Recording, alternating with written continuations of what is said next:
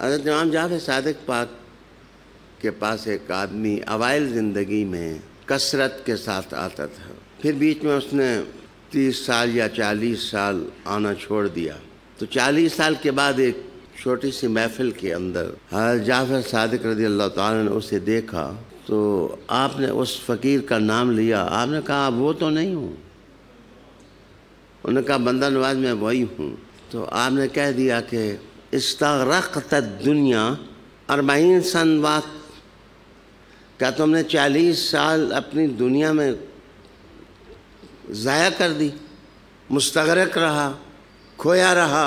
انہوں نے کہا حضور میں تجارت کرتا ہوں، میں نے ضائع نہیں کیے، میں 40 سال محنت کرتا رہا ہوں، تجارت کرتا رہا ہوں۔ تو حضرت جعفر صادق رضی اللہ تعالیٰ عنہ نے فرمایا کہ تمہارے پیر کون ہیں، شیخ کون ہیں؟ انہوں نے کہا جناب حکم، میرے پیر ہیں۔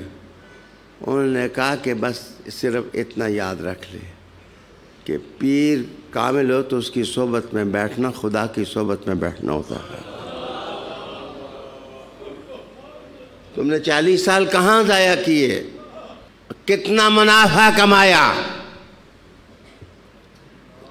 کتنی دولت تم نے کما لی؟